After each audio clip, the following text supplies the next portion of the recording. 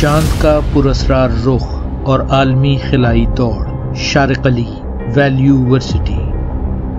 Value ورسٹی میں آپ سب کو خوش آمدید۔ And we especially know very little about its dark side. What mysteries are waiting to be solved? پچھلے چند برسوں میں ہم نے چاند کے دوسرے رخ یعنی فار سائڈ آف دا مون کے بارے میں سائنسدانوں کی بڑھتی ہوئی دلچسپی کے مظاہرے دیکھے ہیں۔ حالیہ برسوں میں سپر پاورز نے اچانک سے اس موضوع میں گہری دلچسپی لینا شروع کر دی ہے۔ اس سلسلے کی پیش رفت میں بہت سے خلائی مشن کا آغاز کیا گیا ہے، مثلا چین کا چینگائی مشن اور امریکہ کا آرٹمس مشن۔ اگرچہ اس دوڑ میں چین اس وقت سب سے آگے ہے، لیکن اس کے ساتھ ساتھ یونائیٹڈ اسٹیٹس آف امریکہ، روس اور یورپین اسپیس ایجنسی بھی اس مقابلے میں مسلسل پیش رفت کر رہی ہے۔ سوال یہ پیدا ہوتا ہے کہ آخر ایسا کیوں ہے؟ چاند کے دوسرے رخ پر ایسے کون سے خزانے دفن ہیں؟ سائنسدانوں کی اس بڑھتی ہوئی دلچسپی اور ایسے خلائی مشنوں کی اہمیت کے حوالے سے کئی سوالات ذہن میں ابھرتے ہیں۔ آئیے ان سوالات کی مدد سے اس موضوع اور موجودہ منظرنامے کو سمجھنے کی کوشش کریں۔ پہلا سوال تو یہ ہے کہ چاند کے دوسرے رخ یا فار سائڈ آف دا مون سے ہماری کیا مراد ہے؟ اس سے مراد ہے چاند کا وہ حصہ جو ہم زمین سے کبھی بھی نہیں دیکھ سکتے، یعنی زمین پر بسنے والے انسانوں کی آنکھ سے اوجھل چاند کا دوسرا رخ۔ ایسا اس لیے ہوتا ہے کیونکہ چاند اسی رفتار سے اپنے مدار پر گھومتا ہے جس رفتار سے وہ زمین کے گرد چکر لگا رہا ہوتا ہے۔ ایک چکر مکمل ہونے میں تقریباً 27.3 دن لگتے ہیں۔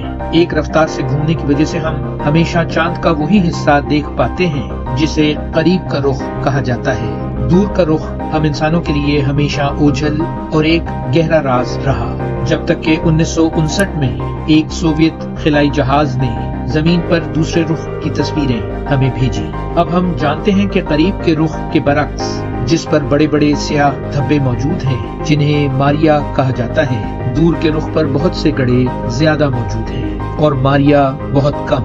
ایسا اس لیے ہے کیونکہ دوسرے رخ کی سطح زیادہ موٹی ہے جو لاوے کے بہاؤ کو زیادہ بہتر انداز میں روکتی ہے، جس نے قریب کے رخ کی جانب ماریا تشکیل دیے ہیں۔ چاند کے پراسرار دوسرے رخ کی اہمیت کیا ہے؟ یہاں موجود معدنیات اور مواد کے مطالعے سے ہمیں زمین اور چاند کی تشکیل کے بارے میں نئی معلومات مل سکتی ہیں۔ یہاں ہیلیم 3 جیسی قیمتی معدنیات موجود ہیں جو ممکنہ طور پر مستقبل کی توانائی کے مسائل کو حل کر سکتی ہیں۔ دیگر قیمتی معدنیات بھی موجود ہیں جو الیکٹرانک آلات مثلا موبائل فونز اور کمپیوٹرز کے لیے بے حد کارآمد اور سستی ثابت ہو سکتی ہیں۔ چاند کا یہ حصہ خلائی تحقیق میں بہت اہمیت رکھتا ہے کیونکہ یہاں کوئی ریڈیائی مداخلت موجود نہیں ہوتی، جس کی وجہ سے خلائی تحقیق کے آلات زیادہ مؤثر طریقے سے کام کر سکتے ہیں۔ سپر پاورز اس مقام پر پہنچنے اور اپنے اپنے خلائی اسٹیشن تعمیر کرنے کی بھرپور کوشش اس لیے کر رہی ہیں کیونکہ یہاں خلا کے مزید رازوں کو جاننے اور ممکنہ مستقبل کے انسانی بیس کیمپ بنانے کے مواقع موجود ہیں۔ ان بیس کیمپوں میں کی جانے والی تحقیقات خلائی سائنس میں انقلاب برپا کر سکتی ہے۔ اگلا سوال یہ ہے کہ کون کون سے ممالک اس خلائی ریس میں شامل ہیں؟ مختلف ممالک نے چاند کے دوسرے رخ کی تحقیقات کے لیے اپنے خلائی مشن بھیجے ہیں یا ان کی تیاری کر رہے ہیں۔ چین نے اس سلسلے میں سبقت حاصل کی جب اس نے 2019 میں چانگ ای 4 مشن کامیابی سے بھیجا اور چاند کے دوسرے رخ پر پہلی بار لینڈنگ کی۔ یہ پہلا مشن تھا جو چاند کی دوسری طرف اترا اور وہاں سے تصاویر اور ڈیٹا بھیجا۔ امریکہ نے بھی اپنے آرٹمس پروگرام کے تحت چاند کے دور دراز حصے کی تحقیق کی منصوبہ بندی کر رکھی ہے، جس میں انسانوں کو دوبارہ چاند پر بھیجنے کے ساتھ ساتھ وہاں تحقیق بھی کی جائے گی۔ یورپی خلائی ایجنسی ESA بھی ایک مشن کی تیاری کر رہی ہے جس کا مقصد چاند کی دوسری طرف کے بارے میں مزید معلومات حاصل کرنا ہے۔ روس بھی اپنے لونا 25 مشن کی تیاری کر رہا ہے جس کا مقصد چاند کے دوسرے رخ پر تحقیق کرنا اور وہاں سے نمونے جمع کرنا ہے۔ ان مشنز کا مقصد چاند کی ساخت، تاریخ اور وہاں ممکنہ طور پر موجود وسائل کا مطالعہ کرنا اور اس دوڑ میں برتری حاصل کرنا ہے۔ سوال یہ بھی پیدا ہوتا ہے کہ اس خلائی دوڑ کا فائدہ؟ اس سوال کا جواب کچھ یوں ہوگا۔ چاند کے دوسرے رخ پر اپنا تسلط اور برتری قائم کر لینے سے بہت سے معاشی فوائد حاصل ہو سکتے ہیں، مثلاً قیمتی معدنیات جیسے ہیلیم 3 اور پلیٹینیم کا حصول، نئی سائنسی تحقیق، اور ٹیکنالوجی کی ترقی، خلائی سفر کے لیے بیس کیمپ کے طور پر استعمال، تعلیمی اور تحقیقی مواقع، بین الاقوامی تعاون میں اضافہ اور عالمی سطح پر شہرت و وقار شامل ہیں۔ ان فوائد سے زمینی صنعتوں کو ترقی، مستقبل کے خلائی مشنوں میں مدد اور عالمی سطح پر تجارتی مواقع میں اضافہ ممکن ہو سکتا ہے۔ یہ تمام عناصر کسی ملک کی معاشی اور سائنسی حیثیت کو مضبوط بنا سکتے ہیں۔ چین کے چانگی 4 مشن کے مقاصد اور حاصل شدہ کامیابی کیا تھی؟ چانگ E4 چائنا کا ایک تاریخی خلائی مشن تھا جس کا مقصد انسانی تاریخ میں پہلی بار چاند کے دوسرے رخ پر اترنا اور اس کی تحقیق کرنا تھا۔ یہ مشن 2019 میں لانچ کیا گیا اور کامیابی سے چاند کی سطح پر لینڈ ہوا۔ اس کے اغراض میں چاند کی ساخت، معدنیات اور ماحولیات کا مطالعہ کرنا شامل تھا۔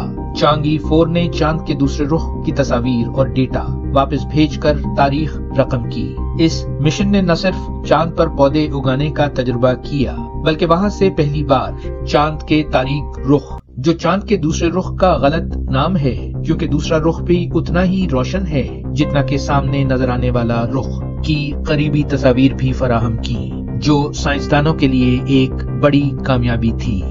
چانگی 5 مشن کا مقصد اور کامیابی کیا تھی؟ چانگی 5 مشن جو 2020 میں چین نے بھیجا کا مقصد چاند کی سطح سے نمونے جمع کرنا اور زمین پر واپس لانا تھا۔ اس مشن نے کامیابی سے چاند کے دوسرے رخ کی سطح سے 1.7 کلوگرام مٹی اور پتھر جمع کیے اور انہیں کامیابی سے زمین پر پہنچایا۔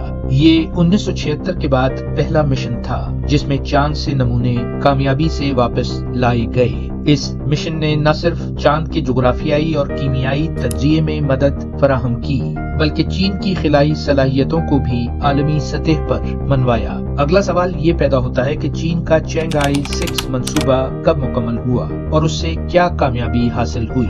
چین کا چینگائی 6 منصوبہ دسمبر 2024 میں لانچ ہوا اور چاند کے جنوبی قطب پر کامیابی سے اترا۔ اس مشن کا مقصد چاند کی سطح سے مٹی اور چٹانوں کے نمونے جمع کرنا تھا۔ چینگائی 6 نے کامیابی سے 2 کلوگرام نمونے جمع کیے اور انہیں زمین پر واپس لایا۔ ان نمونوں سے چاند کی تاریخ اور ساخت پر تحقیق کی جائے گی جو چاند کی ارتقائی تاریخ اور وہاں پانی کی موجودگی کے امکانات کو سمجھنے میں مددگار ثابت ہوگی۔ یہ مشن چین کی قومی خلائی ایجنسی CNSA کی ایک بڑی کامیابی ہے اور اسے مستقبل کے مشنز کے لیے ایک اہم قدم قرار دیا جا رہا ہے۔ چینگائی 6 خلائی جہاز کے مختلف حصے کیا ہیں اور وہ کیسے ترتیب وار ایک دوسرے کے ساتھ مل کر کام کرتے ہیں؟ سب سے پہلے حصے کا نام ہے آربیٹر۔ آربیٹر چاند کے گرد مدار میں گردش کرتا ہے۔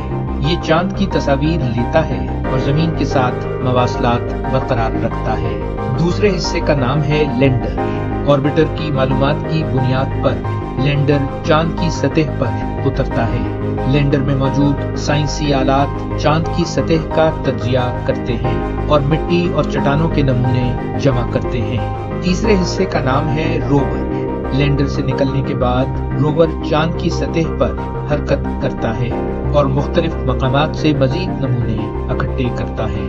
چوتھے حصے کا نام ہے ریٹرن کیپسول۔ جب تمام نمونے جمع ہو جاتے ہیں تو انہیں ریٹرن کیپسول میں منتقل کیا جاتا ہے۔ یہ کیپسول لینڈر سے الگ ہو کر چاند کی سطح سے اڑتا ہے اور آربیٹر کے ساتھ جڑ جاتا ہے۔ مشن کا اگلا مرحلہ ہے واپسی۔ آربیٹر ریٹرن کیپسول کو زمین کی طرف روانہ کرتا ہے جہاں یہ محفوظ طریقے سے زمین پر اتر کر نمونے فراہم کرتا ہے۔ اس طرح یہ تمام حصے مل کر چاند کی تحقیق کے لیے اہم معلومات فراہم کرتے ہیں۔ خواتین و حضرات، اب ہم آج کی پیشکش کا اختتام کرتے ہیں۔ اس پروگرام میں میں نے آپ کو چاند کے دوسرے رخ یا فار سائڈ آف دا مون کے بارے میں معلومات فراہم کی۔ ہم نے چاند کی سطح سے نمونے جمع کرنے والے مشنز جیسے چینگائی 6 پر بات کی جو چاند کی تاریخ اور ساخت پر روشنی ڈالتا ہے۔ ہم نے اس دلچسپ خلائی دوڑ کا ذکر کیا جس میں دنیا کی مختلف سپر پاورز جیسے چین، امریکہ اپنے آرٹیمس مشن کے ذریعے، روس لونا 25 مشن کے ذریعے اور یورپین خلائی ایجنسی کا لونر پاتھ فائنڈر مشن اس دوڑ میں شامل ہیں۔ ان کا مقصد مہنگی معدنیات کی تلاش اور خلائی برتری حاصل کرنا ہے۔ اب آپ سے اجازت، آپ سب کی توجہ کا شکریہ۔ شارق علی، ویلیو ورسٹی۔